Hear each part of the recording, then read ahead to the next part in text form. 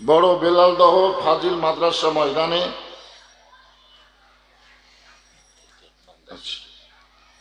মান্দা শিশু সদন এতিমখানা এবং হাফেজিয়া মাদ্রাসার উন্নয়ন কল্পে আজকের এই তাফসীরুল কোরআন মাহফিল, আজকের এই মাহফিলে আল্লাহ তাআলা যিনাকে সম্মানিত সভাপতির আসনে কবুল করেছেন, জনাব আলহাজ মোহাম্মদ মুখলিসুর রহমান, আজকের এই মাহফিলের সম্মানিত সভাপতিকে অন্তরের অন্তঃস্থল থেকে আমি শুভেচ্ছা জ্ঞাপন করছি।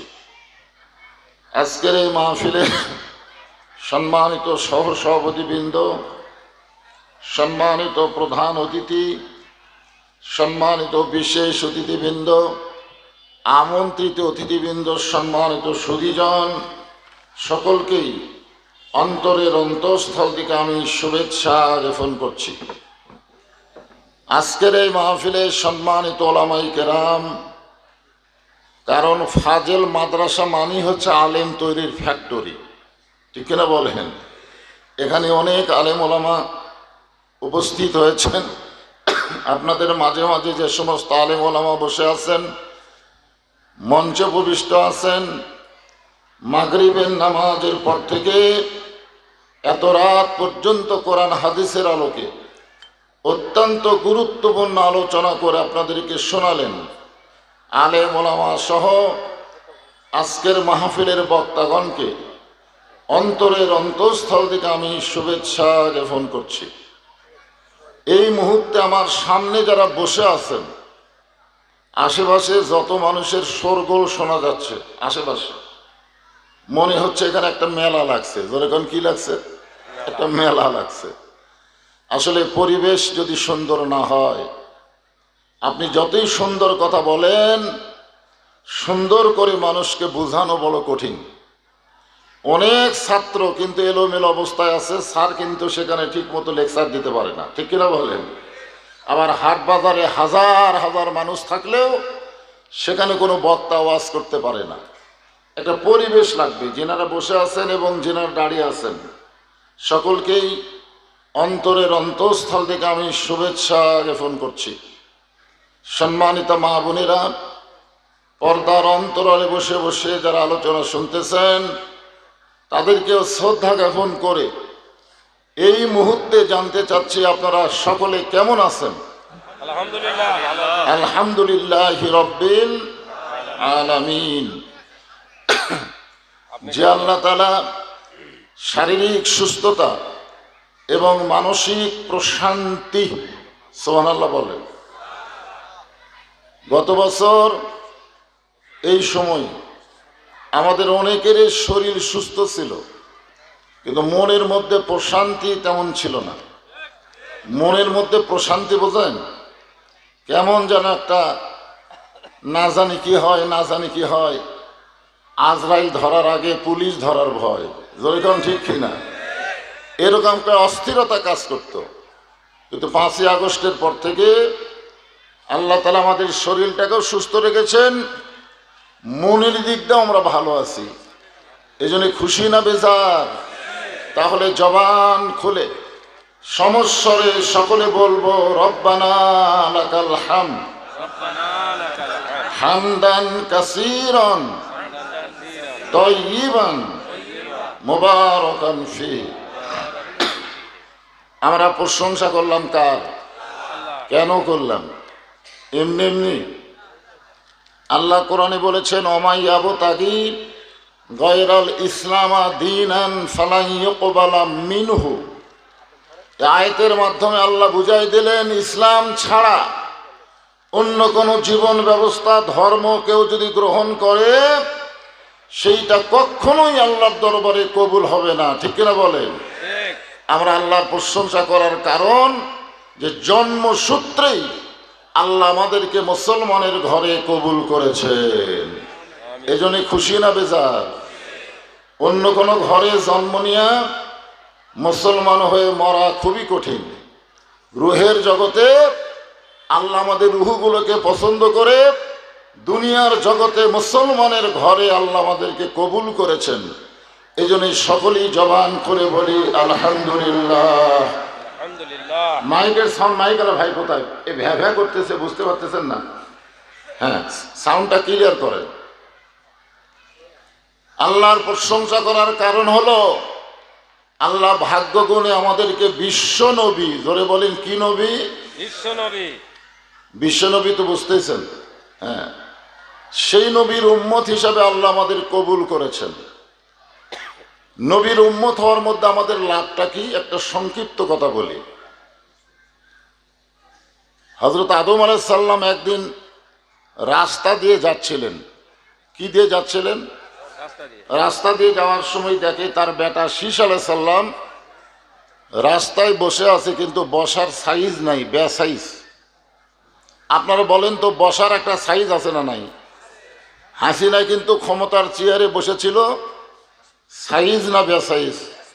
জোরে বলেন, সাইজ না বেসাইজ?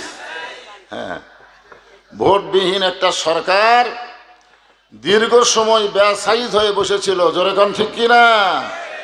আপনারা যারা এখানে বসে আছেন, আপনাদের বসার একটা সাইজ নাই? জোরে কোন আছে না নাই? খুব সুন্দর হয়ে আপনারা বসে আছেন, কিন্তু আদম আলাইহিস সালাম দেখতেছেন শীশ আলাইহিস সালাম বসে আছে, কিন্তু বসার সাইজ নাই, বেসাইজ। আদম আলাইহিস সালাম বললেন, বাবা শীশ, এরকম বেসাইজ হয়ে বসে থাকার কারণ কি? শীশ আলাইহিস সালাম বললেন, বাবা আমার মধ্যে একটু গরম গরম ভাব। কি ভাব? গরম গরম ভাব। অনেক সময় মানুষের মধ্যে একটা গরম গরম ভাব থাকে না? হ্যাঁ। আদম বললেন যে শীশ, তোমার মধ্যে গরম ভাব হওয়ার কারণ কি? শীশ আলাইহিস সালাম বললেন, বাবা তিন কারণ। কয় কারণ? তিনটা কারণ। এক নম্বর কারণ হলো আপনি আমার বাবা আল্লাহর নবী। দুই নম্বর কারণ হলো আমি নিজেও নবী। তিন নম্বর কারণ হলো দুনিয়াতেই আল্লাহ আমাকে বেহেশতের হুরকে বউ হিসাবে দান করেছেন। তাহলে কয় কারণ?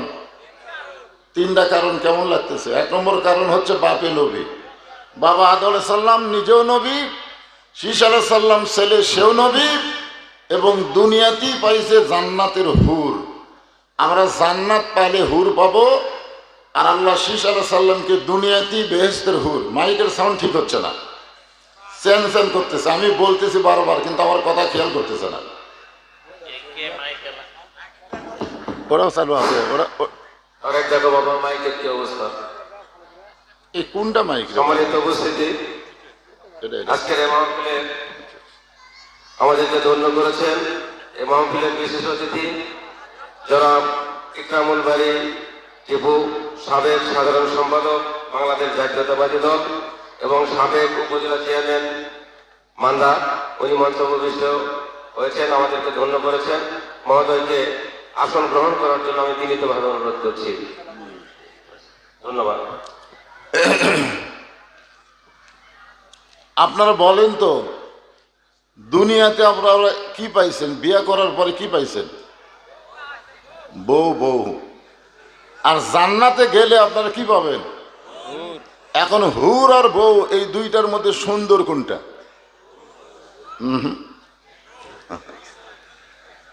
আল্লাহ দেখেন, এই মানুষের কথা বলতে গিয়ে আল্লাহ চারটা শপথ করছেন। কয়টা শপথ? চারটা শপথ করছেন। ওয়াত্তিন, ওয়াজ্জাইতুন, ওয়াতুরি সিনিন, ওয়াহাজাল বালাদিল আমিন। তারপরে কি বলতেছেন? লাকাদ খলাকনাল ইনসানা ফি আহসানি তাকওয়িম। এখন বলেন তো, আহসান শব্দের অর্থ কি?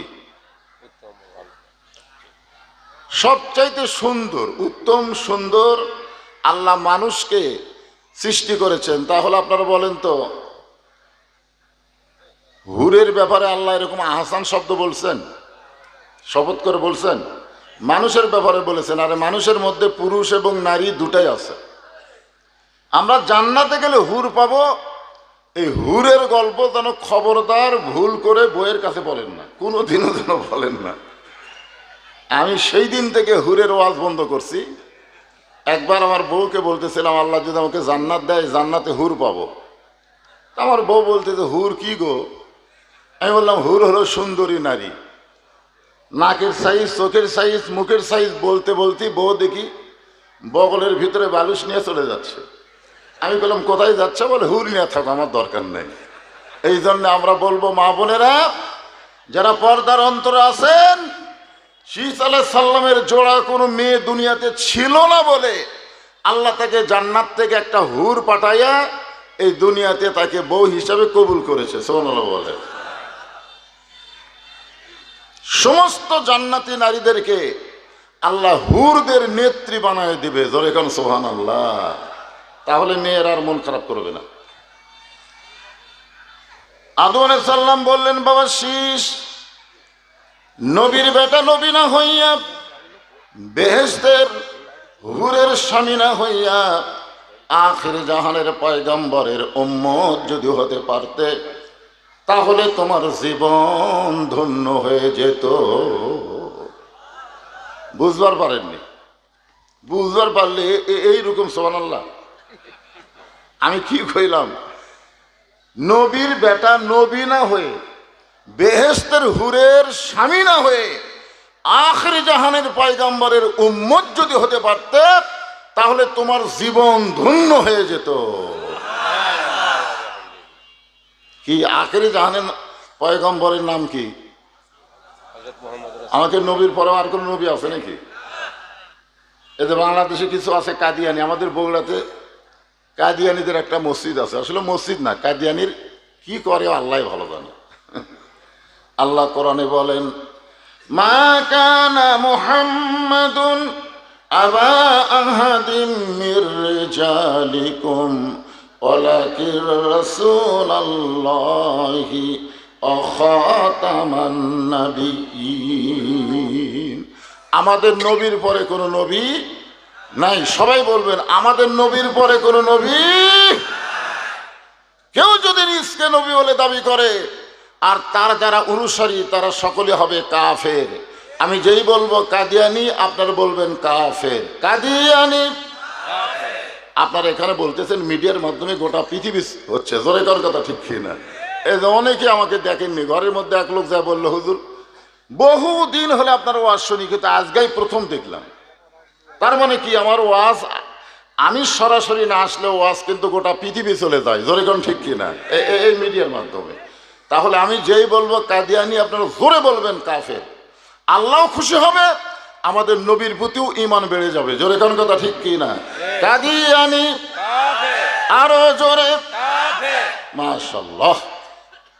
তাহলে আখির জাহানের পয়গম্বর বলতে আমাদের নবীকে আদম নবী বুঝাইছে। জোরে কোন কথা ঠিক কিনা? হ্যাঁ।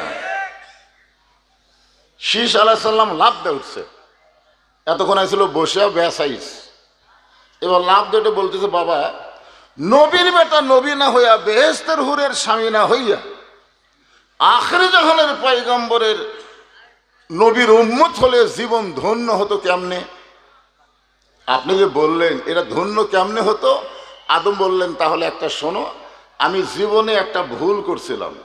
আদম নবী কিন্তু অপরাধ করেনি, কোন নবীর দ্বারা আল্লাহ অপরাধ করে নেয়নি। এই কারণে আল্লাহ বলেছেন কুল্লু নাবিয়ুন মাসুমাইন, প্রত্যেকটা নবীরাই হলো বেগুনা মাসুম। জোরে করুন সুবহানাল্লাহ। আদম আলাইহিস সালাম কোনো অপরাধ করেনি, তবে একটা ভুল করছিল। ভুলটা কি জানেন? যখন আল্লাহ তাআলা আদম নবীকে জান্নাত থেকে বের করে দিচ্ছেন, জান্নাত থেকে যে বের করে দিবেন এটা তো সৃষ্টির আগেকার ঘোষণা। আল্লাহ বলেছেন, ওয়াইয ক্বালা রাব্বুকা লিল মালায়েকাতি ইন্নী জাইলুন ফিল আরদি খলিফা। যখন আদমকে তৈরি করেনি তখনই আল্লাহ বলেছেন দুনিয়াতে খলিফা করে পাঠানো হবে। দুনিয়াতে কোনো মানুষের রাজত্ব চলবে না, দুনিয়াতে মানুষের খেলাফত চলবে। জোরে কোন কথা ঠিক কিনা? আজকে অনেকে বলে দেশ আমার, এই দেশ আমার বাপের। এক বোন বলতেছে, আপা 18 কোটি মানুষকে যদি আপনি খাওয়াতে পারেন, 12 লক্ষ রোহিঙ্গা মুসলমানকে খাওয়াতে পারবেন না? দেখছেন বেগম হাসিনা বলতেছে এক ভাষণে যে আমার বোন রেহান আমাকে বলল যে আপনি 18 কোটি মানুষকে যদি খাওয়াতে পারেন তাহলে 12 লক্ষ রোহিঙ্গাদেরকে আপনি খাওয়াতে পারবেন না। আপনারা বলেন তো খাওয়ানোর মালিককে? ভারত তো মনে করছিল যে আমরা পেঁয়াজ বন্ধ করে দিব, আলু বন্ধ করে দিব, চিনি বন্ধ করে দিব, বাংলাদেশ না খায় মরবে। ওরা বন্ধ করে দেওয়ার পরে আপনারা বলেন তো দাম কমিছে না বাড়িছে? জোরে কোন কমিছে না বাড়িছে? তার মানে বাংলার মুসলমান ভারতের দিকে তাকায় না, আমেরিকার দিকে তাকায় না, আস্তাইনু বিস-সাবরি ওয়াস-সালাহ, তার আল্লাহর কাছে চাই ধৈর্যর নামাজের মাধ্যমে। জোরে কোন কথা ঠিক কি না? আল্লাহ দিবার পারে কি পারে না? ওমা মিন দাব্বাতিন ফিল আরদি ইল্লা আলাল্লাহি রিজকুহা। আদম নবী ভুলটা কি করছিলেন সেটা বলতেছি। যখন আল্লাহ জান্নাত থেকে বের করে দিচ্ছেন, এমন সময় বলতেছে আল্লাহ আমাকে আপনি খামাখা জান্নাত থেকে বের করে দিচ্ছেন। আল্লাহ বলতেছেন খামাখা কেমনে? বলে আমি গন্ধম গাছের কাছে যাইনি। এই কথাটা খেয়াল করবেন, আদমের জাত কথাটা খেয়াল করবেন। যেটা পর্দাত আছে ওলা হলো হাওয়ার জাত। জোরে কারণ কার জাত? এতদিন হাওয়ার জাতেরাই বাংলাদেশের ক্ষমতায় ছিল, খালি অশান্তি। এবার আদমের জাত একটা নবীর নামে নাম। জোরে কোন কথা ঠিক কিনা? ভারতকে বুড়ে আঙ্গুল দেখা চিনে গেছে। জোরে কোন কথা ঠিক কিনা? মরদ মানুষের পাওয়ার আছে, মরদ মানুষের কি আছে কথা কন। আর রেজালু কাওয়ামুনা আলান নিসা, পুরুষেরা থাকবে মেয়েদের উপরে না তলে? জোরে কন, উপরে না নিচে? উপরে থাকবে। পুরুষেরা থাকলে আল্লাহ রহমত বরকত হবে। জোরে কন সুবহানাল্লাহ। সবই আলোচনা হবে ইনশাল্লাহ, তবে কথা প্রসঙ্গে যেটা বলতেছে একটু মনোযোগ দেন। তো এখন আল্লাহ বলতেছে আদম তুমি খামাখা জান্নাত থেকে বের করে দিচ্ছি, তার কারণ বলে আমি গন্ধম গাছের কাছে যাইনি, গন্ধম ফল আমি খাইনি। গন্ধম ফল যে শরবত করে হাওয়া আমাকে খাওয়াইছে তাও আমি জানবার পারিনি। যখন জানবার পারছি সাথে সাথে আমার ডান হাতখানা গলার মধ্যে ঢুকে দিয়ে আমি রক্ত বমি করছি। আমি ইচ্ছা করে একটা ঢোকও খাইনি। আপনারা বলেন তো, রমজান মাসে ওযু করার সময় আমার এলাকার এক মুসল্লি এটা কুলি করতে পানি একটু মনে মনে মনে চিন্তা করছে হয়তো আলা জিবার ভিতরে গেছে, কেউ কিন্তু দেখছে, কিন্তু কুলি করার সময় ওর মনে হচ্ছে ওয়াক ওয়াক ওয়াক করতেছে। আমি গেলাম ভাই কি হয়েছে? বলে হুজুর আমার মনে হয় এক ফোঁটা পানি এটি গেছে। আমি গেলাম দেখো দুনিয়ার কেউ দেখেনি, আমরা কেউ জানি না, তোমার মনে হয় তুমি ওয়াক ওয়াক করতেছো, তার মানে রমজান মাসে এক ফোঁটা পানি তোমার আলা জিবার তলে গেছে, তুমি আল্লাহর ভয়ে ওয়াক ওয়াক করতেছো। কিন্তু তুমি যে মাঝে মধ্যে সুদ খাও তখন তো ওয়াক ওয়াক করো, অনেকে ঘুষ খায় তখন ওয়াক ওয়াক করে না, তখন কি আল্লাহ দেখবার পায় না? জোরে কোন পায় কি পায় না? আদম বলতেছে আল্লাহ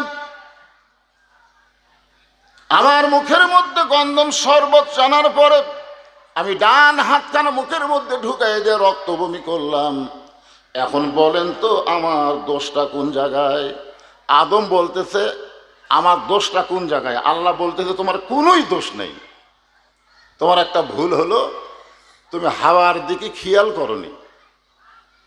আদম তুমি সত্যি করে বলো তো হাওয়া তোমার কে হয়? আদম বলতেছে আল্লাহ হাওয়া আমার বউ হয়। আল্লাহ কয় আদম হাওয়া তোমার কে হয়? আদম বলতেছে আল্লাহ হাওয়া আমার বউ হয়।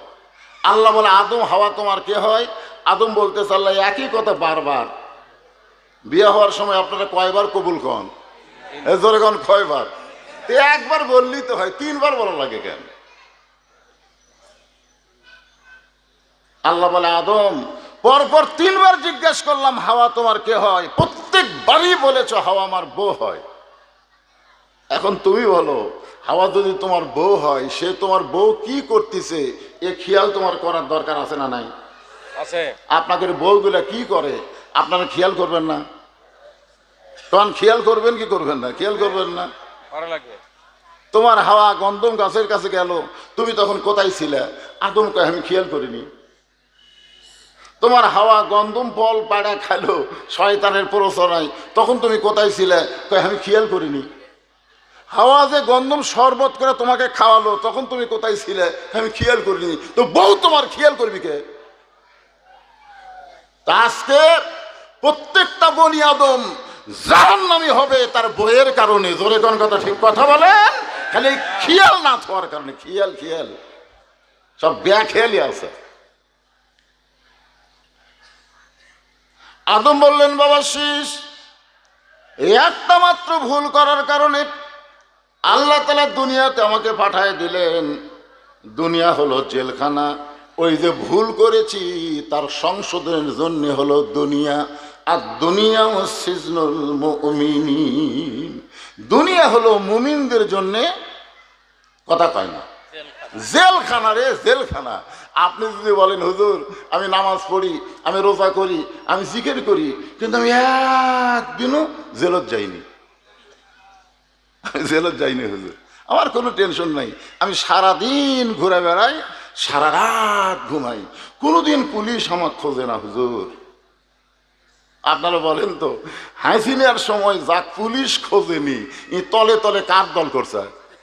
এ কথা কন না কেন? তলে তলে কার দল করছে? ওই পুরো শয়তানের দল করছে, এই কারণে খোঁজেনি। জোরে কোন কথা ঠিক কিনা?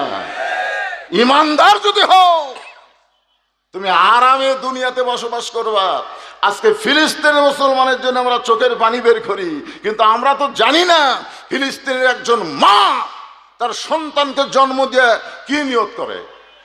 সন্তানকে জন্ম দেওয়ার সময় নিয়ত করে, আল্লাহ আমার একটা ছেলে হলে আমি তোমার রাস্তায় মুজাহিদ বানাবো। মুজাহিদ তো মুজাহিদ যদি বানাই, ওরা তো শহীদ হবে।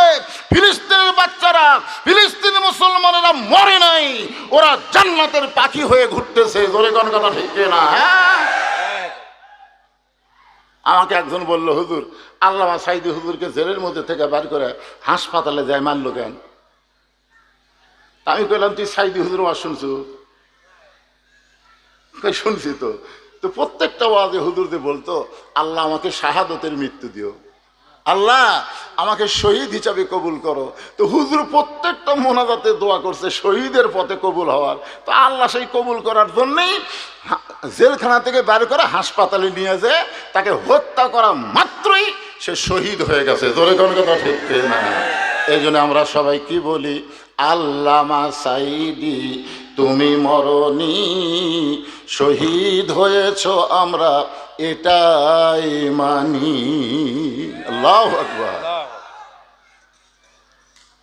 এই দুনিয়াতে 100 বছর কোন কিতাবে লেখছে 300 বছর, কোন কিতাবে লেখছে 350 বছর। আদম নবী একটা আয়াত পড়ে পড়ে আল্লাহর কাছে কাঁদলেন।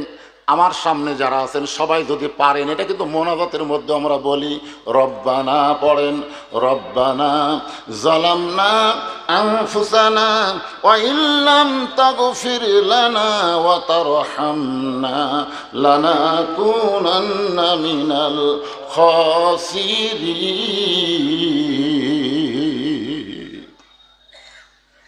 চোখের পানি, আদম বলতেছে শীষ, আমার চোখের পানি পড়তে পড়তে এক সময় গালের গোস্ত পচে গেল, গালের গোস্ত পচে গেল। এরপরে বর্তমানে যেখানে আল্লাহর কাবা ঘর, তখন কাবা ঘর ছিল না, কাবা ঘরের জায়গা ছিল। আল্লাহ রাসূল মেরাজ করে আসার পরে এরকম আঙ্গুল দিয়ে দেখাতেন। সাহাবেরা বললেন হুজুর কি দেখান? রাসূল বললেন এ কাবা বরাবর 4র্থ আসমানে একটা ঘর আছে। এই যে কাবা দেখতেছিল মক্কায়, যারা কাবা ঘর দেখছেন, এই কাবা বরাবর 4র্থ আসমানে একটা ঘর আছে, সে ঘরের নাম হলো বাইতুল মামুর। সুবহানাল্লাহ বলেন। বাইতুল মামুর বরাবর হলো আল্লাহর আরশ। জোরে কোন সুবহানাল্লাহ।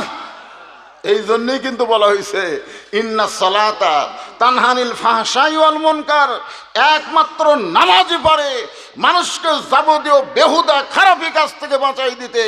আজকে যদি কোরআনের শাসন চালু হয়, কোরআনের দল যদি ক্ষমতায় আসে, তাহলে ক্ষমতার চেয়ার পাওয়ার সঙ্গে সঙ্গে আল্লাহর আইন হলো আল্লাযীনা ইম্মাক্কান্নাহুম ফিল আরদ আকামুস সালাত, নামাজ যদি কায়েম হয়, বড় বেলাল দহর একটা যুবক মেলাদ ঘুরতে পারতো না। জোরে কোন কথা ঠিক কিনা?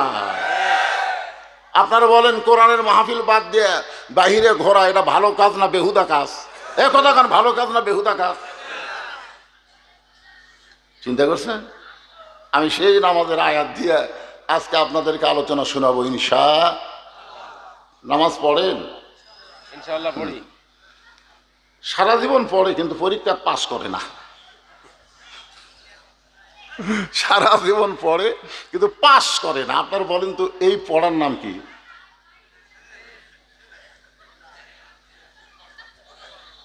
পড়ে বারে পড়ে, খালি ঝুঁকা ঝুঁকা পড়ে, কিন্তু পাস করে না। আমি আজকে বলবো নামাজ পড়া না নামাজ ধরা। চোর চোর চোর চোর করে কেউ যদি সারাদিন পড়ে, গ্রামের মধ্যে প্রত্যেক দিনে চুরি হয়, কিন্তু পড়তেছে চোর চোর চোর চোর চোর চোর চোর চোর। চোর চোর পড়লে হবি না, চোর ধরার চেষ্টা করা লাগবি, একটা দিনও আর চুরি হবি না। জোরে কোন কথা কথা কন না কেন? তো নামাজ পড়া না নামাজ ধরা? কথা কন, নামাজ পড়া না নামাজ ধরা? নামাজ পড়ার কথা কোরআন হাদিসের কোনো জায়গাতে নেই। নামাজ যে আপনি পড়বেন এই পড়ার কথা কোরআনেও নাই, হাদিসেও নাই। যত জায়গায় আছে আকিমুস সালাত, নামাজ ধরো, নামাজ কায়েম করো। জোরে কোন কথা ঠিক কথা বলেন না কেন ভাই? জানা বর্তমানে যেইখানে আল্লাহর কাবা ঘর, আদম বলে বেটা শিষ্য ওই কাবা ঘরের আঙ্গিনার মধ্যে যখন গেলাম, তখন আমার দুইটা পা ওই কাবার মাটি জাপটে ধরলো, আমার দুইটা পা কাবার মাটি জাপটে ধরলো।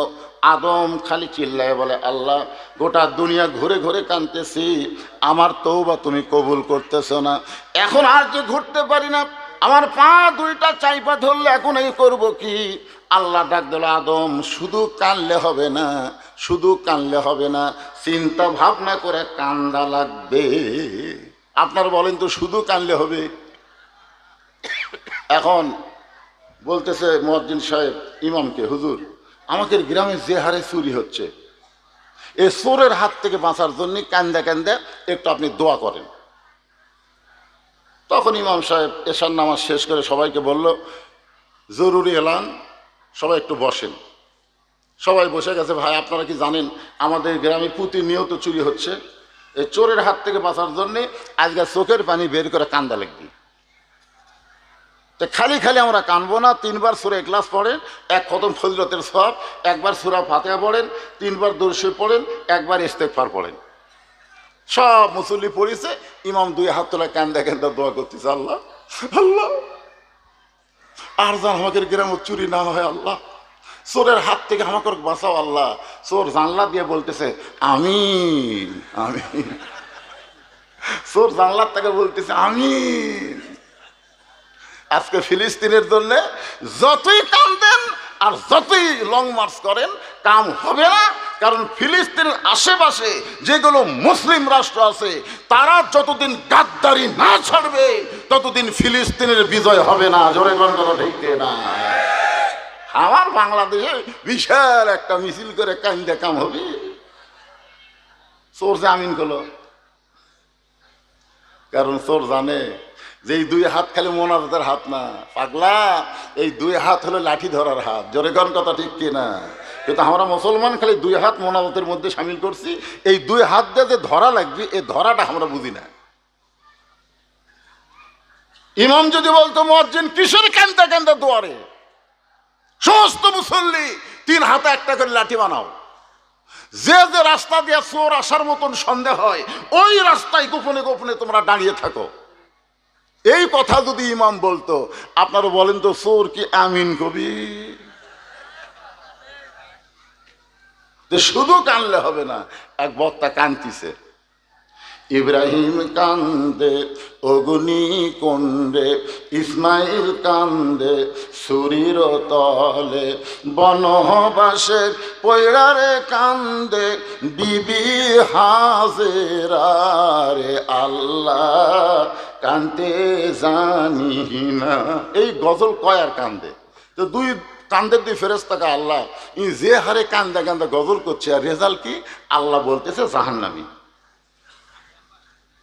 আল্লাহ বলতেছে, কথা কর না কেন?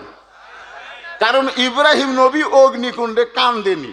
উনি যে বলতেছে ইব্রাহিম কান্দে অগ্নিকুণ্ডে, আমি আল্লাহ অগ্নিকুণ্ডে পড়ার আগেই কুল্লাই আনারু কুরি বারাদা ওয়া সালামান আলা ইব্রাহিম, আমি শান্তির বাগান বানায় দিছি, তাহলে অগ্নিকুণ্ড পালকুটি। ইসমাইল নবী কি ছুরির তলে কান্দিছে না ধৈর্য ধারণ করছে? কথা কন। কোরআনে আল্লাহ যেটা প্রকাশ্যে বলে দিচ্ছে, আর এই বেটা গজল করছে আর কান দিচ্ছে, এই কানলে কাম হবে? কাম হবে? আজকে বাংলাদেশে এইরকম কান্দা শুরু হয়ে গেছে। শুধু কাঁদলে হবে না, চিন্তা ভাবনা করে কাঁদা লাগবে। আদম নবী চিন্তার সাগরে ডুব দিলেন। যেই জান্নাতে আল্লাহ আদমকে রাখছিলেন ওই জান্নাতের দরজায় একটা কলেমা ছিল, লা ইলাহা ইল্লাল্লাহু মুহাম্মাদুর রাসূলুল্লাহ। আদম বলতেছে আল্লাহ পাইছি পাইছি। আল্লাহ বলে কি পাইছো? বলে রব্বানা যালামনা, বলে এত বছর আল্লাহ তোমার কাছে তওবা করেছি, ওই মুহাম্মদ রাসূলের ওসিলায় একটু মাপ চাই। আল্লাহ বলে তোমার তওবাকে আমি আল্লাহ কবুল করে নিলাম। আদম বলে বেটা শীষ, ওই আখিরি নবীর ওসিলা ধরার কারণে আল্লাহ আমার তওবা কবুল করেছে। আর ওই নবীর উম্মতেরা যদি সারা জীবন পাপ করে, মৃত্যুর আগে কোনো এক সময় মাছির মাথার মতন সামান্য পানি চোখের কোনায় নিয়ে বলে আল্লাহ জীবনে পাপ করেছি মাফ করে দাও, এই বিশ্ব নবীর উম্মত হওয়ার খাতিরে আল্লাহ তাদের জীবনের সমস্ত গুনাহ মাফ করে দিবে।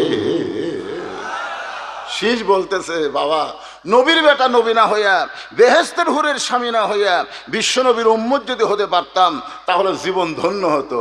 আদম কয় শীষ, ওই নবীর উম্মত হবার চালি হওয়া যায় না, ওই নবীর উম্মত হতে গেলে ভাগ্য লাগে।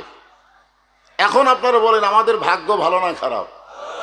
আছেন আমার মুক্তার, আছেন আমার বারিস্টার, শেষ বিচারের হাইকোর্টেতে তিনি আমায় করবেন পার।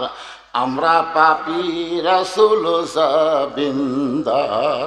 আল্লাহ যখন হাকিম হয়ে আমাদেরকে আসামি বানায় বিচার শুরু করবেন, ওই সময় আমাদের নবী উকিল হয়ে বারিস্টার হয়ে আমাদের পক্ষে আল্লাহর কাছে ওকালতি করে আমাদেরকে সুপারিশ করে জান্নাতে নিয়ে যাবে। কবরে গেলে প্রশ্ন করা হবে আমার নাবিউকা, তোমার নবীকে। এটা কিন্তু রাজনীতির প্রশ্ন। অনেকে বলে আমার নাবিউকা, তোমার নবীকে। ওখানে বলা হবে তোমার নবীকে সাইয়েদেনা, তোমার নবী খালি নবী ছিল না। কতগুলো লোক এজিদের চামচা হোসাইনের সামনে এসে বলতেছে হোসাইন তোমার নানা হলো বিশ্ব নবী, তোমার বাবা হলো বিশ্ব আলেম, তোমার মা হলো খাতুনে জান্নাত, এমন একটা বংশ থেকে আল্লাহ তোমাকে দুনিয়াতে পাঠাইছে, খালি বসে থাকবে আর পীর সাহেবের মতন খাবা, খামাখা গন্ডগোল করে লাভ কি? কথা কি বুঝতে পারছেন? এরা কার লোক? ইয়াজিদের লোক। যেরকম আমাদের বাংলাদেশে কিছু ইয়াজিদের লোক বলে যে হুজুরা ধর্ম নিয়ে ব্যবসা করতেছে, কোরআনে কোনো রাজনীতি নাই। এরা রাজনীতি ইসলামে পেল কোথায়? খালি গন্ডগোল করতেছে। এই শালারা হলো ইয়াজিদের চামচা। ধরে কারণ কার চামচা? কথা কর না কেন, কার চামচা? ইয়াজিদের চামচা এসে বলতে হোসাইন তোমার নানা হলো বিশ্ব নবী, তোমার বাবা হলো বিশ্ব আলেম, তোমার মা হলো খাতুনে জান্নাত, এমন একটা বংশ থেকে আল্লাহ তোমাকে কবুল করেছে দুনিয়ায়, খালি বসে থাকবা আর খাবা, আফরসির পীর সাহেব হবা, তোমাকে বাড়ার লাগবে কে? ঘরের মধ্যে টেকা পয়সা হাদিয়া দিয়ে আমরা গোটা ঘর ভরে দেবো, খামাখা গন্ডগোল করা লাভ নেই। আপনারা বলেন তো হোসাইন এই প্রস্তাবে রাজি?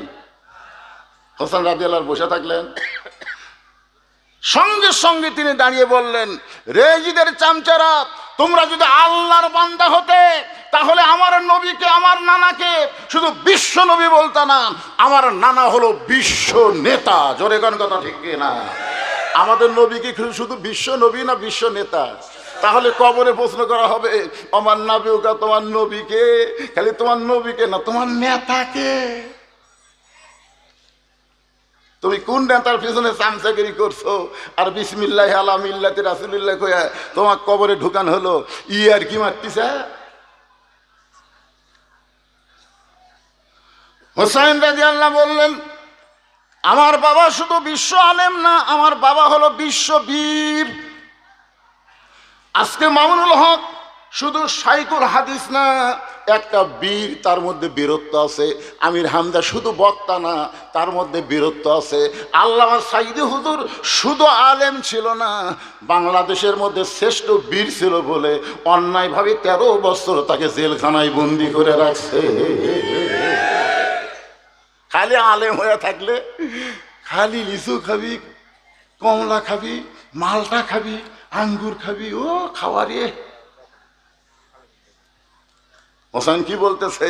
আমার নানা শুধু বিশ্ব নবী না, আমার নানা হলো বিশ্ব নেতা। আমার বাবা শুধু বিশ্ব আলেম না, আমার বাবা হলো বিশ্ব বীর। আমার মা শুধু খাতুনে জান্নাত নয়, আমার মা হলো ফাতেমাতুজ জোহরা। জোরে কেন সুবহানাল্লাহ। তোমরা খালি একটা বলো আর একটা বাদ দাও। তোমরা নবীর প্রতি দরুদ পড়ো, নবীরে সালাম করো মসজিদের ভিতর, কিন্তু নবীর সমাজ গড়ার কাজে তোমাদের দ্বন্দ্ব মনে বাজে। শুধু মখতার ইসলামকে ধরলে হবে না, মদিনার সমাজ ব্যবস্থা আমাদের বাংলাদেশে চালু করতে হবে আল্লাহর কোরআনের মাধ্যমে। জোরে বলেন কথা ঠিক কিনা? কথা বলেন।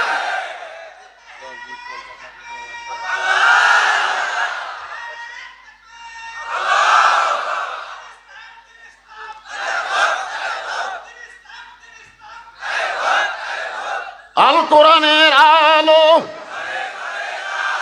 ঘরে ঘরে আবু জেহেলের স্লোগান। আবু জেহেল কি কয়? তুমি ঘরের মধ্যে কোরআন শরীফ পড়ো বাবা, তুমি যা চাও আমরা তাই দেবো। কোরআন লিয়ে যান বেড়া যায় না, কারণ কোরআনের আলো বাইরের লোকেরা দেখতে পারে।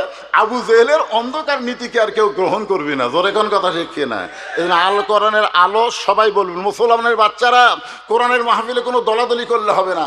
এখানে আমরা সবাই এক দল মসজিদের মধ্যে ঢুকে যেরকম জামাত, বিএনপি, আওয়ামী লীগ এক কাতারে নামাজ পড়ে, কোরআনের মাহফিল আসার সঙ্গে সঙ্গে আমরা জামাত, বিএনপি, আওয়ামী লীগ নাই, আমরা সবাই মুসলমান হয়ে অরিজিনাল স্লোগান দেব, আল কোরআনের আলো সব জায়গায় জ্বালো, আল কোরআনের আলো। এইবার ঠিক আছে। আপনারা বলেন তো সব জায়গার মধ্যে সংসদ আছে না নাই? আমরা খামাখা সংসদ কইয়া ওরা আবার কবি রাজনীতি করতেছে, দরকার নেই। একটু মনোযোগ দিয়ে শুনবেন। আমার নানা শুধু বিশ্ব নবী না, আমার নানা হলো বিশ্ব নেতা। আমাদের নবী শুধু নবী না, আমাদের নবীর নেতা হওয়ার কারণে আল্লাহ বললেন, লাকাদ কানা লাকুম ফি রাসূলিল্লাহি উসওয়াতুন হাসানা। যদি তোমরা সফলতা অর্জন করতে চাও, দুনিয়ার সমস্ত মানুষের নীতি নৈতিকতাকে বাদ দিয়া বিশ্ব নবীকে তোমাদের আদর্শ হিসাবে গ্রহণ করে না। এই ছোট দুটা কে রে? বেটি চাউল না বেটা চাউল রে? এই এবার দাঁড়ালো কেন? বসে দেন, বসে দেন। 7 বছর থেকে তালিম দেন, আর 10 বছর থেকে জোর করে ধরান লাগবে। জোরে কোন ঠিক কিনা? খালি কোরআনের সমাজ চালু হয়ে যায়, ওগুলা বেনামাজি বানাবেন। নামাজ কায়েম করা খালি বুড়ে একলা নামাজ পড়ে না, লাতি সহ নামাজ জামাতে আদায় করা। জোরে কোন কথা ঠিক কিনা? তো এটার নাম হলো নামাজ কায়েম। একটু মনোযোগ দিয়ে শুনবেন। ইয়া আইয়ুহাল্লাযীনা আমানুস্তাঈনু বিস-সাবরি ওয়াস-সালাহ ইন্নাল্লাহা মা'আস-সাবিরিন। আল্লাহু আকবার। রে ইমানদারেরা, যদি আল্লাহর কাছে তোমরা কিছু পাবার চাও, আমরা আল্লাহর কাছে কোরআনের সমাজ চাই। জোরে কোন চাই শব্দটা কবরে ঠিক কি? আমরা এই বাংলাদেশে আল্লাহর কোরআনের সমাজ চাই। আল্লাহ বলতেছেন, ইয়া আইয়ুহাল্লাযীনা আমানু, যারা আমাকে বিশ্বাস স্থাপন করেছো, আস্তাইনু, যদি আমার কাছে কিছু পাওয়ার চাও, তাহলে তোমাদেরকে 2টা জিনিস দেওয়া লাগবে। একটা হলো বিস-সাবরি ওয়াস-সালাহ, একটা হলো ধৈর্য, আর একটা হলো নামাজ।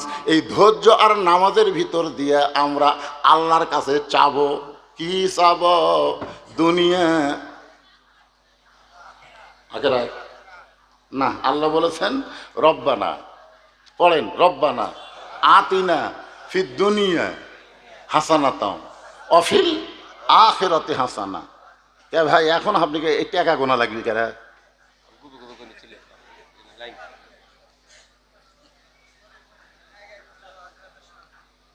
না না, আগে দুনিয়ার কথা বলেন। আল্লাহ, দুনিয়া যদি ভালো না হয়, বাংলাদেশ যদি ভালো না হয়, বাংলাদেশের একটা মানুষ মোরাও শান্তি পাবেন না।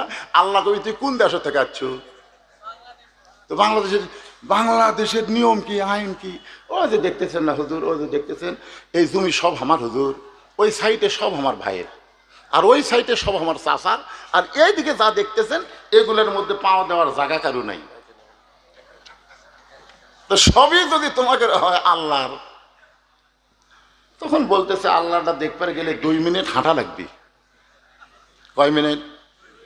এখন 2 মিনিট হাঁটা মসজিদের সামনে যা বলতেছে, হুজুর এখানেও আল্লাহর কিছু ছিল না, আমার চাচা 10 শতক আল্লাহ দান করছে, আর আমরা টাকা পয়সা দিয়ে আল্লাহ ঘর বানা দিছি।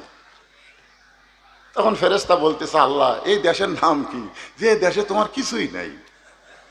এর চাষা দান করলে তোমার জায়গা হয়, আর এরা টাকাতে ঘর বানা দেয়, ওই দেশের নাম কি? আমরা সেই দেশ থেকে মরতেছি। জোরে কোন কথা ঠিক কিনা?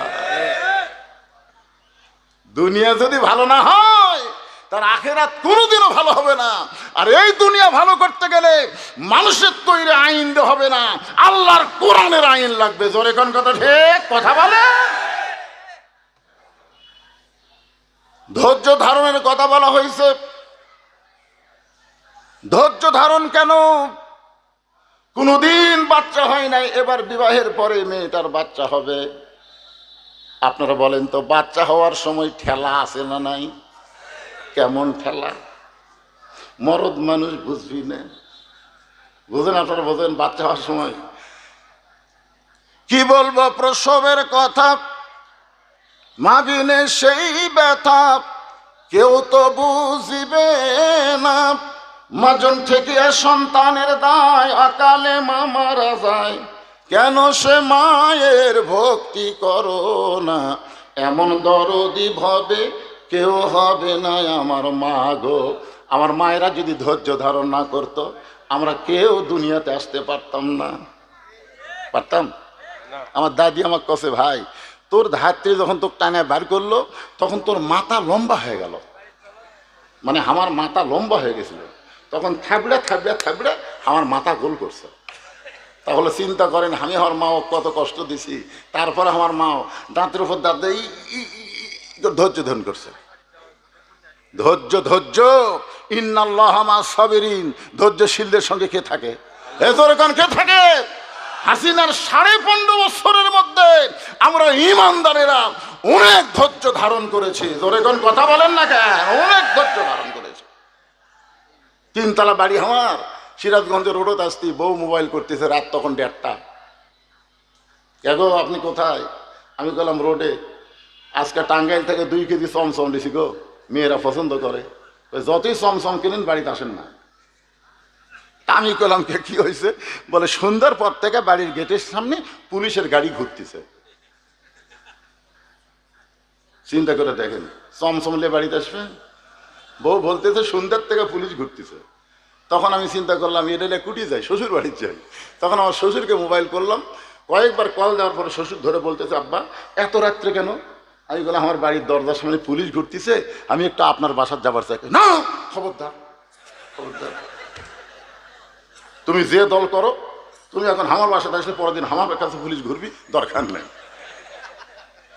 2-4 জন বন্ধু বান্ধবকে খবর দিলাম, তারা বলতেছে ভাই তোমার বাসার যখন পুলিশ ঘুরতেছে অবশ্যই বন্ধু বান্ধবের খোঁজ করবি, দরকার নাই। আমি তখন আমার ড্রাইভারকে বললাম গাড়ি থো এক জায়গা আর আমাকে শোয়ার ব্যবস্থা করা আরেক জায়গা। বিশ্বাস করেন আলুর বাগুলের মধ্যে কম্বল পেড়ে বালিশ ওপর মাথা দিয়ে 2 চোখ দিয়ে দরদর করে পানি ধারণ করে ছাড়ছি, আর ধৈর্য ধারণ করেছে। আল্লাহ এই সময় থাকবে না, এই দিন থাকবে না, একদিন পরিবর্তন হবে। জোরে কোন কথা ঠিক কিনা? মা ধৈর্য ধারণ করেছে। যে মায়েরা বোঝে না, বিষ খাবো, গলা ধরে দিব, এই জীবনে রাখবো না, দাদি নাই ধাক্কা ধাক্কা ঘরের তলে। কি তুই জানিস তোর পায়ের তলে সন্তানের জান্নাত? প্রসব বেদনার কষ্ট শুনে মরে যাবো, গরু গলা দড়ি দিব, বিষ খাবো, তাহলে পায়ের তলে জান্নাত রে? কোনো বাপের পায়ের তলে জান্নাত নাই, জান্নাত হলো মায়ের পায়ের তলে। জোরে কোন কথা ঠিক কিনা? আপনারা কোন তো মায়ের পায়ের তলে জান্নাত না শাশুড়ির? কতকগুলো হেমান আমাদের বগুড়ার ধার আছে, এখন বইয়ের ভয়ে শাশুড়ি আসছে বেড়াবার, শাশুড়ির সামনে বলতেছে আম্মা আমি তো বাজারত যাচ্ছি, আপনি ডাব খাবেন না গ্লুকোজ খাবেন? আম্মা আম্মা মানে মাখরাজ উচ্চারণ করতেছে, আম্মা। বউ বলতেছে আমার মাও দুটাই খায়, আমার মাও দুটাই খায়। তখন বলে ঠিক আছে আজকে আম্মার জন্য যাবো আনবো, গ্লুকোজ আনবো। এই কথা বলে ব্যাগ না বের হচ্ছে, দেখে দরজাত মা খাড়া হয়ে আছে। মা দরজাত খাড়া হয়ে আছে, মায়ের দিকে তাকায় না, মাথা নিচু করে বাজারে যাচ্ছে। মা বলতেছে কে বাবা, গত হাটে 10 টাকার পান কিনে দিছিস, আমার যে পান শেষ হয়ে গেছে বাবা, আজকে 10 টাকার পান আনবি তো? ছেলে বলতেছে এই জন্যই তো তাকাই না, খালি খাই খাই, তোমার খালি খাই খাই। শাশুর জন্য ডাব আনবে, গ্লুকোজ আনবে, ওই জায়গায় কোনো কথা কয় না, কিন্তু মায়ের জন্য 10 টাকার পান আনতে খাই খাই এইরকম পাটা সমাজে আছে না নাই? এদের এখন আছে না নাই? আপনারা এরকম হলেন কেন? বইয়ের নিচে থাকা যাবে না, বইয়ের উপরে থাকা লাগবে। বইয়ের কোথায় এই কথা হন না কেন? আমি কিন্তু বইয়ের কথা বলছি। আমার মায়েরা যারা পর্দার অন্তর আছেন, মনে কষ্ট নিয়েন না। মা, আল্লাহ মেয়েদের দাম বেশি দিয়েছে। মেয়ে যদি মা হয়, রাসূল 3 বার মায়ের কথা বলেছেন, 3 বার মায়ের কথা বলেছেন, আর শেষে একবার বাপের কথা কইছে। জোরে কোন কথা ঠিক কিনা? আপনারা বলেন তো, সন্তানের কাছে বাপের দাম বেশি না মায়ের দাম বেশি? একজন পিতার কাছে ছেলের দাম বেশি না মেয়ের দাম বেশি? কথা কয় না। আপনাকে তো মেয়ে নেই, বুঝতে পারতেছে না। আমার আছে, আমি বুঝতেছি। একটা মেয়েকে আমার 3টা মেয়ে দিছে আল্লাহ। প্রত্যেক মেয়েকে আমার বুকের উপর 3 বছর করে বড় করছি আমি, দোলনা কিনা দেইনি।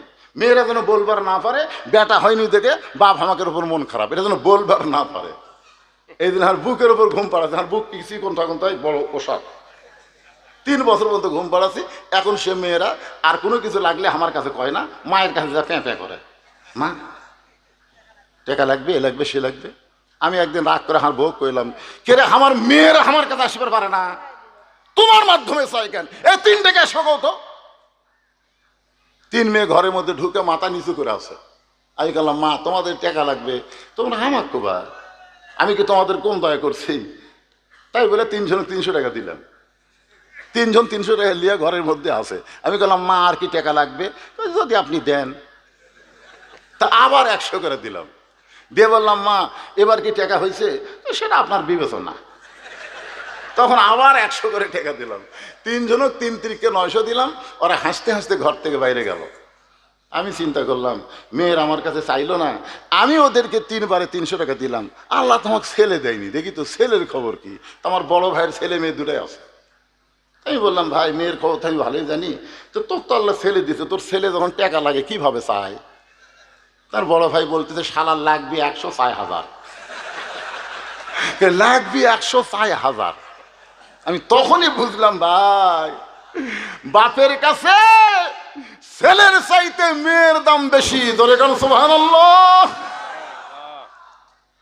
শুধুমাত্র এক জায়গায় আল্লাহ বলেছেন, আর রেজালু কাওয়ামুন আলান নিসা, পুরুষেরা নারীদের উপরে থাকবে।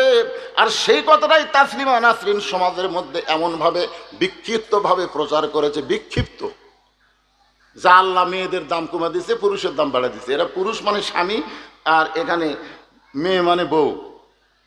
এখন বউ হলে একটু দাম কম হলে ক্ষতি আসা। আপনাদের কি মনে হয়? পদ্মার চরে জ্বালা জ্বালানি অস্থায়ী চাটাইয়ের ঘর বানাচ্ছে, অস্থায়ী ঘর, মাছ ধরে আর বিক্রি করে, চাটাই দিয়ে ঘর বানাচ্ছে। একদিন হঠাৎ উঠছে ঝড়, এত জোরে ঝড় উঠছে বুঝছেন, বালু দিয়ে খালি গোটা এলাকা ময় হয়ে গেছে। এখন জ্বালার স্বামী ঘরের মধ্যে বলতেছে, কে গো, ঝড় তো থামতেছে না, আমার পেশাব লাগছে, আমি কি করি?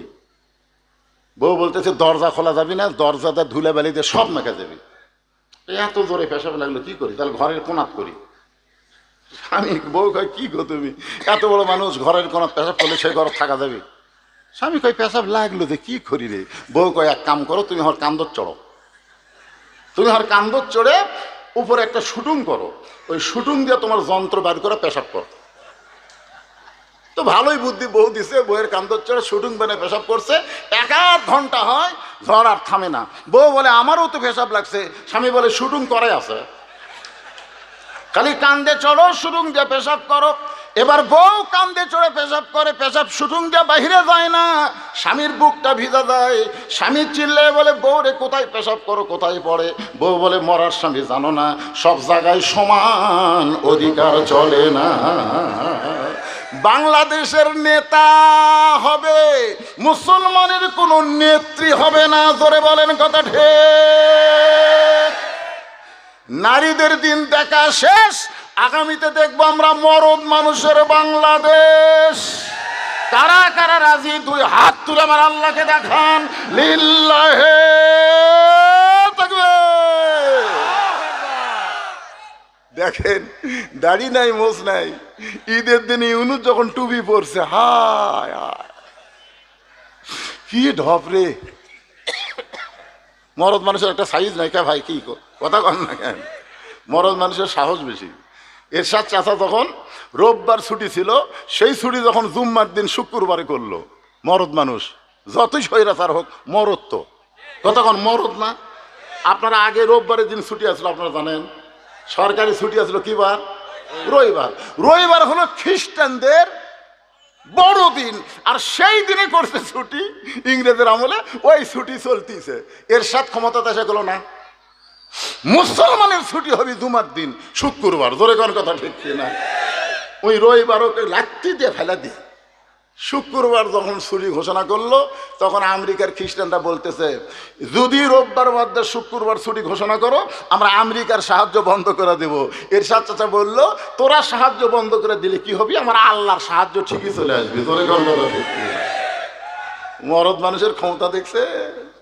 আর এক মরদ আছে, থাক দেশটা সাইজ করা, তারপরে নির্বাচন হোক। জোরে কোন কথা ঠিক?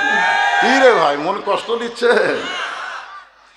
ইয়া আইয়ুহাল্লাযীনা আমানুস্তাঈনু বিস-সাবরি ওয়াস-সালাত ইন্নাল্লাহা মা'আস-সাবিরিন। এখন দাদি নানি ঘরের মধ্যে নিয়ে যায়, নরম পানির মধ্যে, ঠান্ডা পানির মধ্যে নরম কাপড় চুবড়াইয়া কপালে দিচ্ছে, আর বলতেছে ধৈর্য ধর, ধৈর্য ধর। এত বিষ হচ্ছে, ধৈর্য ধর, ধৈর্য ধর, ধৈর্য ধর। সন্তানের মা হবি, মায়ের পায়ের তলে সন্তানের জান্নাত হবে। এক সময় ধৈর্য ধরতেছে, ধাত্রী সন্তান টানতেছে, কি কষ্ট, রক্ত পড়তেছে, রক্ত বের হয়ে যাচ্ছে, তারপরে দাঁতের উপর দাঁত দিয়ে ধৈর্য ধারণ করছে। এক সময় সন্তান বের হয়েছে, মা মা বলে কাঁদতেছে, কিন্তু মা তো আর শুনতে পায় না, বেহুশ হয়ে গেছে। সন্তানকে গোসল করাইয়া ওই সন্তানকে যখন মায়ের বুকের উপরে দেয়, সন্তানের পরশে মায়ের হুঁশটা ফিরে আসে।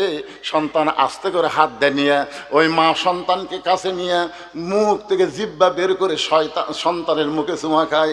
সন্তানকে বুকের মধ্যে নেই, দাদি নানি তিরস্কার করে বলে, এক লাঠি দিয়ে ফেলা দে, ই তোকে এত প্রসব বেদনা দিছে, এর জন্য তুই গলার দড়ি দিবার চাইলি, বিষ খাবার চাইলি, তুই না দুনিয়ার থেকে যাবার চাইলি, এরা আদর করিস কেন?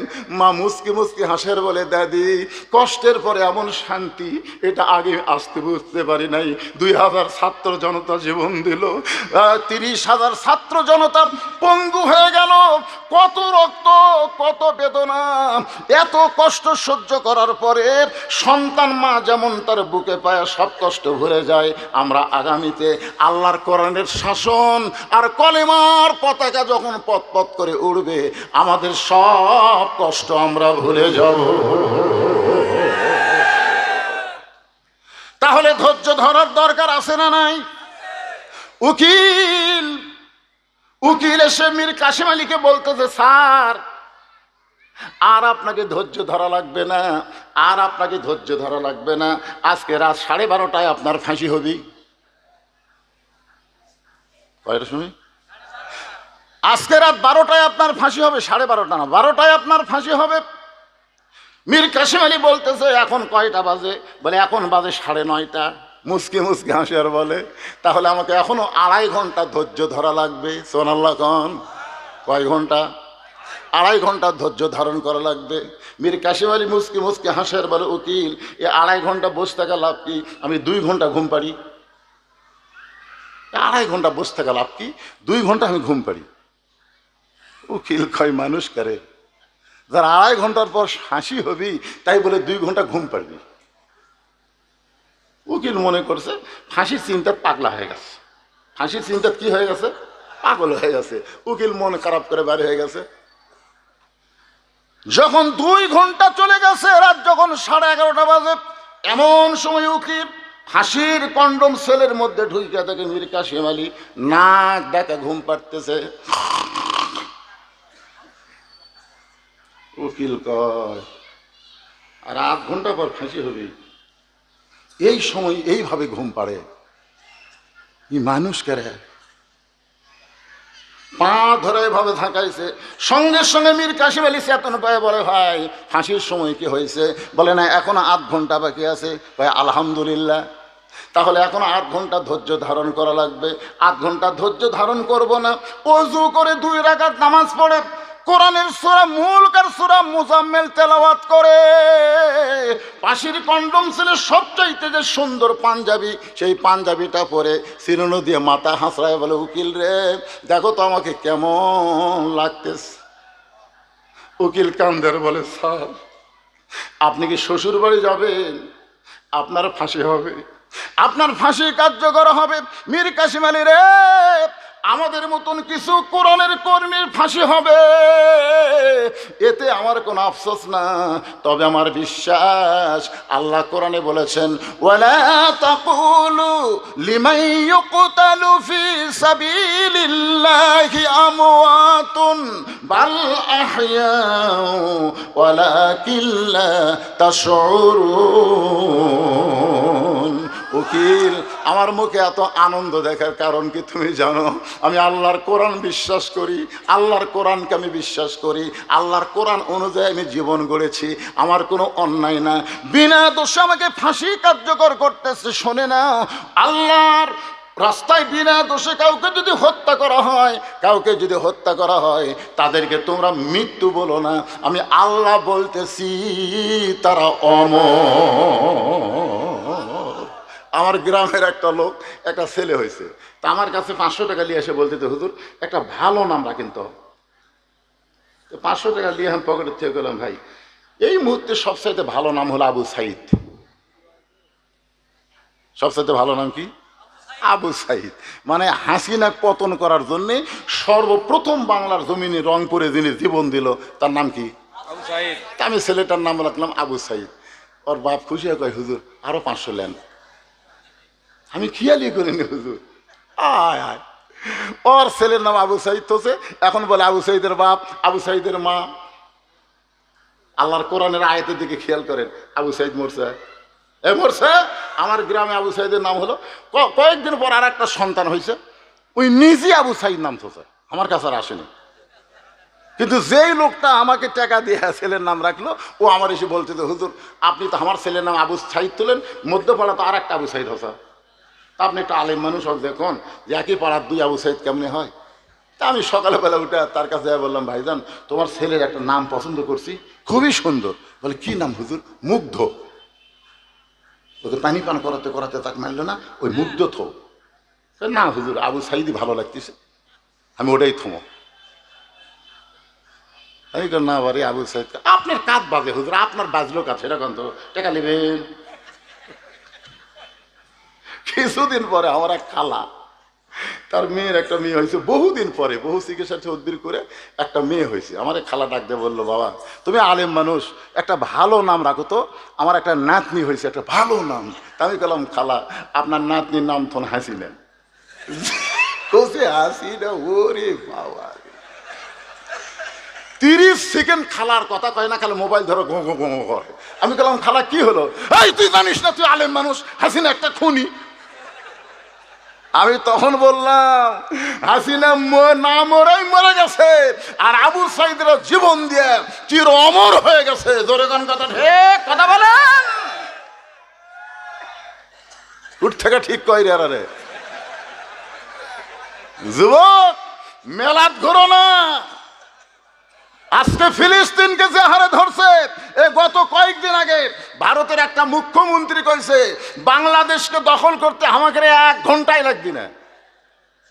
বাংলাদেশকে ভারত দখল করবি, 1 ঘন্টা থাকবি না আমাকে। আজকে কালকার খবরে দেখছেন, রাশিয়া থেকে 3টা যুদ্ধ জাহাজ যাচ্ছে। তোর এখন ঠিক কিনা চিটাঙ্গে? ভারতের মোদি।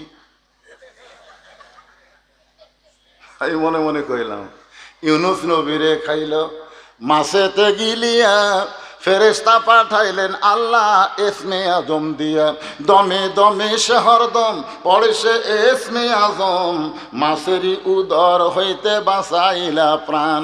সবাই বলেন আল্লাহু আল্লাহু, বলেন আল্লাহু আল্লাহু, তুমি জাল্লি জালালুহু, শেষ করা তো যায় না গে তোমার গুণগান। চিন্তা করে দেখেন, একটা ইউনুস নবীকে মাছ গিলা খাইছিল, হজম করবার পারে নাই। আমি বলি ভারতের মোদি শোনো, যতক্ষণ ইউনুস নামের একজন মানুষ ক্ষমতার চেয়ারে বসে আছে,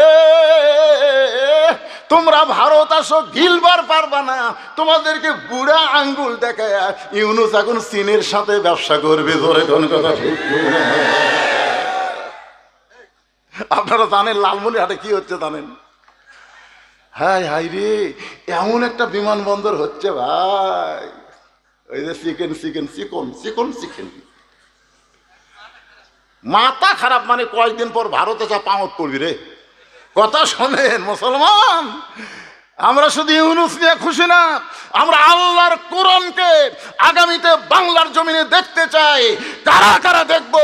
দুই হাত তুলে আমার আল্লাহকে দেখায়। লিল্লাহে তাকবীর, আলহামদুলিল্লাহ।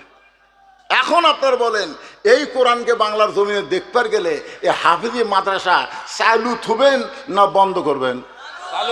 চালু। আমি এটি কয়েকজনের নাম কমো, আমাকে একজন মেসেজ করে দিছে যে হুজুর ওয়াজের ফাঁকে এই নামগুলো আপনি বলবেন। টেকা নেওয়ার জন্য লয়, টেকা নেওয়ার জন্য লয়। খালি দেখতেছি এরা এই হচ্ছে, এক নম্বর হচ্ছে আব্দুল কাইয়ুম, খতিব ভারপ্রাপ্ত প্রিন্সিপাল বড় বেলাল দহ মাদ্রাসা, মাল বসে আছে। দুই নম্বর হলো সহকারী মৌলভী আব্দুল আলিম। এই সহকারী মৌলভী আব্দুল আলিম সাহেব কোথায়? তিন নম্বর হলো আলহাজ মোহাম্মদ খলিলুর রহমান, বিশিষ্ট ব্যবসায়ী। খলিল ভাই, ও সোনার খলিল ভাই, এখন ওঠেন না, তাই এখনই কোরআনের পক্ষে হাত তুললেন। লাভ উঠতেছেন, প্যারালাইসিস কিন্তু হবে। বিশ্বাস করেন, আল্লাহর কোরআনের সাথে গাদ্দারি করে এই দুনিয়াতে কেউ নিস্তার পায়নি। জোরে কোন কথা ঠিক কেনা পাইছে? উঠবেন কেন? আলহাজ খলিলুর রহমান বিশিষ্ট ব্যবসায়ী, উনি নাই? উনি টাকা দিয়ে গেছে, ৫,০০০ টাকা দিছে। মনসুর রহমান প্রভাষক বড় বেলালদহ মাদ্রাসা, মনসুর রহমান। মৌলানা মোবারক হোসেন খতিব অবসরপ্রাপ্ত বড় বেলালদহ মাদ্রাসা, মৌলানা মোবারক হোসেন নাই? কারি মমতাজ উদ্দিন অবসরপ্রাপ্ত বড় বেলালদহ মাদ্রাসা, কারি মমতা সাহেব। সমন্বয়কারী হিসাবে কাজ করবেন মৌলানা আব্দুল গফুর, খতিব প্রিন্সিপাল রেবা আক্তার আলিম মাদ্রাসা। আছে আছে উনি আছে? আচ্ছা। মৌলানা মোনাব্বুর, কেরে আমার দোস্ত গুটি রে মোনাব্বুর, ১১০০ টাকা দিছে, ১১০০ টাকা দিছে। আমার ধরেন দোস্ত। 3 নম্বর মাস্টার ইয়াসিন বড় বেলালদহ মাদ্রাসা। এই কয়জন লোক দিয়া এই মাদ্রাসার দায়িত্ব দিবার চাই। কয়েকজনের উপরে এরা থাকবে মাদ্রাসার গার্জিয়ান হিসাবে, আর আশেপাশে থেকে যে ভাবি হোক এই মাদ্রাসা উন্নতি করতে হবে, মাদ্রাসার অবনতি করা যাবে না।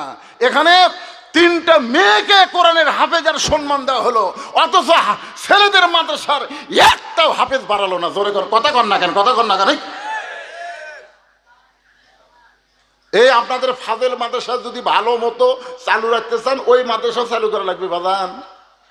ওখানকার ছেলের আস্তে আস্তে ইবতিদায়ী ভর্তি হবি, সে থেকে আস্তে আস্তে দাখিল পড়বি, আলেমে পড়ে ফাজেল হবি। তাহলে যে কয় ছেলের নাম কইলাম তার মধ্যে নাই? যারা কোরআনকে বিজয়ের জন্য 2 হাত তুলে আল্লাহকে দেখালেন, আমি আপনাদেরকে এই মাদ্রাসার উন্নয়ন কল্পে মাদ্রাসার জন্যে 100টা কোরআন শরীফ দান করা লাগবে। এই হাফিজি মাদ্রাসা মহিলা এবং ছেলে, এই 2 মাদ্রাসা মিলে 100টা কোরআন শরীফ দেওয়া লাগবে। এক কোরআন শরীফ মাত্র 500 টাকা। কেউ যদি বলে হুজুর আমি 10টা কোরআন দিব, তাহলে 5000 টাকা। কেউ যদি বলে হুজুর আমার বাপ মা 2 জনই মারা গেছে, আমি বাপ মা রুহের মাগফিরাতে 2টা কোরআন দিব হুজুর, তাহলে 1000 টাকা। মাত্র 100টা কোরআন শরীফ আমি চাই। এতগুলো হাজারো মানুষের মধ্যে 100টা কোরআন শরীফ ভাইজান, পৃথিবীর শ্রেষ্ঠ দান হাফিজি মাদ্রাসা একটা কোরআন। যার পকেটে টাকা আছে তার কাছে আমার দাবি আছে। বাপ মা মারা গেছে, বাপ মার কথা মনে করে ওই যে দেখেন কোন জায়গার থেকে হাত তুলছে, দেখছেন? বাবা এটা একটু লগত দেওয়া লাগবে ময়না, লগত যদি না পারেন তাহলে এটা এসে নাম সুন্দর করে লিখে দেন। আমি এই কোরআন শরীফ দিব না তো 500 টাকা নেব। লিল্লাহে তাকবীর। এটা কে দিল? মনসুর ভাই, যে নাম আপনার কাছে, যে নাম বললাম মনসুর ভাই। খালি টাকা দিলে হবে না, মাদ্রাসার দায়িত্ব নেওয়া লাগবে। 2টা কোরআন শরীফ বাবদ 1000 টাকা সর্বোত্তম মনসুর ভাই দান করেছে, আল্লাহ কবুল করেন। খোরশেদ আলম ভাই জান আমার আল্লাহর কোরআনের জন্য কোরআনকে ভালোবেসে 500 টাকা দান করলো, আল্লাহ আল্লাহ দান করেন। ইয়াসিন আলী 2টা কোরআন শরীফ বাবদ 1000 টাকা দান করছে। আল্লাহ বাপ মা যদি কবরে যায়, বাপ মার কবরকে জান্নাতের টুকরা বানায় দেন। আপনাদের পকেটে টাকা থাকলে পৃথিবীর শ্রেষ্ঠ দান একটা কোরআন, কোরআন একটা কোরআন দেন না কেন মাদ্রাসায়? মাশাআল্লাহ। এ কি দিছেন বাবা? এলা ধান 20 কেজি, এলা আদায় করবি অন্য বক্তা। এখন তো খানিকাল কোরআন শিখছে আব্দুল জলিল যুগ্ম আহ্বায়ক আমার ভাইজান 2টা কোরআন শরীফ বাবদ 1000 টাকা দান করছে। এই টাকা খুব ঢুকাচ্ছেন, কোরআনের টাকা যেন আর ঢুকেন না, এটা হাতত থা লাগবে। 100টা কোরআন শরীফ নেবো, তারপরে আবার ওয়াজ শুরু করবো। চলুক, কতক্ষণ চলে? মাশাআল্লাহ। টাকা 500 তা ওনার নাম লেখা থাকুন, উনি যখন লুৎফর রহমান কোরআন শরীফ বাবদ 500। কি বাবাজি? তাহের বাবাজি আমার কোরআন শরীফ বাবদ 500। নজরুল ইসলাম কোরআন শরীফ বাবদ 500 টাকা দান করছে। আল্লাহ দানকে কবুল করেন। টাকাটা ধরেন ধরেন, আসেন আসেন আসেন, সবাই আসেন। আসাদ আলী কোরআন শরীফ বাবদ 500 টাকা দান করছে। আল্লাহ দানকে কবুল করেন, আল্লাহুম্মা আমিন। আল্লাহ ইয়াসিন আলী 2টা কোরআন শরীফ বাবদ 1000 টাকা দান করলো। আল্লাহ দানকে কবুল করেন। আমার মা বোনদের কাছে যান, মা বোনদের কাছে মায়েরা খুবই দান করে। মায়েরা ওখানে বিশ্বস্ত লোক পাঠান মায়েদের কাছে, বিশ্বস্ত, যাই টাকা লিয়া টেস্ট বলতে আসবি, অন্যদিকে যাবি না। আবুল কাশেম 1000 টাকা। আবুল কাশেম 2টা কোরআন শরীফ বাবদ 1000 টাকা দান করছে। আল্লাহ দানকে কবুল করেন। এমদাদুল সর্দার হাত দেন। আর একটা কোরআন নেবেন না। মাদ্রাসার অভিশাপ যারা পায় তারা মরার সময় বেঈমান হয়ে মরার সম্ভাবনা থাকে, এজন্য কোনো হিংসা করা যাবে না। কোরআনকে বিজয় করার জন্যে এই হাফেজে মাদ্রাসা টিকায় রাখতেই হবে। জোরে করার কথা ঠিক কি না? আল্লাহ বলতেছেন, যদি আমার কাছে কিছু পাবার চাও তাহলে ধৈর্যর নামাজের ভিতর দিয়া চাও। এই নামাজটা 1 নম্বর ইবাদত। নামাজ যদি না থাকে কোন ইবাদত আল্লাহ কবুল করবে না। আল্লাহ রাসূল বলেছেন লা সালাত আলা ইমানা। জাহিদ কোরআন শরীফ বাবদ 100 টাকা দান করেছে। আল্লাহ শাহিন আলম কি দিছে? 500 টাকা দিছে ওই আগে। আচ্ছা ঠিক আছে, এইগুলো সব স্লিপ নেন, ঠিক দেন। ফজরের নামাজ আল্লাহ যেন আমাদেরকে জামাতের সাথে পড়ার তৌফিক দেয়। সকলে ইস্তেগফার পড়েন। আস্তাগফিরুল্লাহ আস্তাগফিরুল্লাহ আল্লাযী লা ইলাহা ইল্লা হুয়াল হাইয়ুল কাইয়্যুম। এটা কিসের ব্যাগ? এটা কিসের ব্যাগ? এটা খালি ব্যাগ। খালি ব্যাগ। মহিলাদের টাকা আসে না। তো টাকা আসে না, কি দিয়ে আসবে সেটা? গুনে গোনার দরকার, টাকা পাচ্ছেন তো গুনে। এটা হিসাব দেওয়া লাগবে না, এটা কোনো হিসাব চাচ্ছে না কেউ। আর একটু আগে হ্যাঁ, আসবে। আর একটু আসবে। আর কোরআন শরীফ 100টা চাচ্ছিলাম, সেটা 51টা হয়ে গেছে। পরে শেষ পর্যন্ত 50টা কমে দিছি মানুষের যাওয়া দেখে, যেভাবে উঠে যাওয়া শুরু করছে। না কিসের চা খাওয়া বাবা? রাত 12টা পার হয়ে গেলে আর ওয়াজ হয় না, বোঝেন না? তারিখের পরিবর্তন হয়ে যায়, ফজরের জামাত নষ্ট হয়। নামাজ হয় কিন্তু জামাত নষ্ট হয়। মান্দাতে আমি দেখছি, মান্দার লোকেরা সময় সচেতন। আমাকে আগেই বলেছে, হুজুর আপনার 10টাই তুলে দেবো, একে 10টাই বারবার বলেছে। আমার প্রিন্সিপাল ভাই বললো 10টাই তুলে দেবো। যখন দেখো 10টা পার হয়ে গেল, তখন দেখো এরা তো ওয়াজ কম শুনবি। আজ এতে আমি আসে ওয়াজও কম, কারণ 12টার পরে যাওয়া যাবি না, গেলেই বিপদ। ফজরের নামাজ যদি খালি ওয়াজের কারণে কারো মিস যায়, ফজরের নামাজ আবার বাড়িতে পড়লে হবে না, এটা আবার জামাতে পড়া লাগবে। ধরে কারণ ঠিক কিনা? কারণ জামাতে না পড়লে আবার মুনাফিকি। এই জন্য খুবই গুরুত্ব দিয়ে বক্তারা ওয়াজ করবেন, আপনারাও শুনবেন। বেশি রাত্রে ওয়াজ শুনবেন না বাগবাড়ার মতন। হ্যাঁ, সবাই ইস্তেগফার পড়েন। আস্তাগফিরুল্লাহ আস্তাগফিরুল্লাহ আল্লাযী লা ইলাহা ইল্লা হুয়াল হাইয়ুল কাইয়্যুম ওয়া আতুবু ইলাইহি। ও যে একটা ব্যাগ আসতেছে, মনে হয় ওটা মা বোনদের দান। আসেন সব জমাদের, অসুবিধা নেই। আমি একটা সংক্ষিপ্ত মোনাজাত করে দিই। আল্লাহুম্মা আমিন। আল্লাহুম্মা আনতাস সালাম ওয়া মিনকাস সালাম তাবারাকতা ইয়া যাল জালালি ওয়াল ইকরাম। আয় আল্লাহ, সম্মিলিতভাবে সকলের সহযোগিতায় আল্লাহ মান্দার শিশু সদন এতিমখানা হাফিজি মাদ্রাসাকে অনেক টাকা পয়সা দান করেছে নগদে বাগিতে। আল্লাহ আজকে দানের কারণে মাদ্রাসাকে কিয়ামত পর্যন্ত কবুল করে নাও। সকলকে মিলেমিশে মাদ্রাসার পক্ষে কাজ করার তৌফিক দাও। সেই সন্ধ্যা থেকে এত রাত পর্যন্ত যে আলোচনা হলো, আল্লাহ যদি কোনো ত্রুটি হয়, ভুল হয়, মাফ করে দিও। এর যা হাদিয়া মঞ্জুর করো। সোনার মদিনায় নবী পাকের রওজা মোবারক আল্লাহ কবুল করো। তামাম আম্বিয়া কিরাম, তামাম পৃথিবীর মুমিন মুমিনাত যারা কবরে গেছে, খাস করে আমরা যারা হাত তুলেছি, সবাই বলেন রব্বির হামহুমা কামা রব্বায়ানি সগীরা। আমাদের বাপ মা যাদের কবরে গেছে আল্লাহ বাপ মার কবরকে জান্নাতের টুকরা বানায় দেন। আজকে যারা নগদে বাগিতে দান করলো, কোরআন শরীফ দান করলো, যে যা নিয়তে দান করেছে আল্লাহ সকলের নেক নিয়ত নেক আশাকে আল্লাহ আপনি কবুল করেন। রব্বানা আতিনা ফিদ দুনিয়া হাসানাতাও ওয়া ফিল আখিরাতি হাসানা ওয়া কিনা আযাবান্নার। সুবহানা রাব্বিকা রাব্বিল ইজ্জাতি আম্মা ইয়াসিফুন ওয়া সালামুন আলাল মুরসালিন আলহামদুলিল্লাহি রাব্বিল আলামিন। আমি অসুস্থ, আল্লাহ আমার মতো যারা অসুস্থ সবাইকে সুস্থতার নিয়ামত দান করেন। আমার মা বোনদেরকে আল্লাহ আপনি পর্দা নিশা আবিদা সালেহা মা ফাতেমার চরিত্র দান করেন বিরহমাতিকা ইয়া আরহামার রাহিমিন। আসসালামু আলাইকুম ওয়া রাহমাতুল্লাহি ওয়া বারাকাতুহু। সাহেরা সাহেরা একটা কোরআন শরীফ একটা কোরআন শরীফ বাবদ 500 টাকা দান করছে।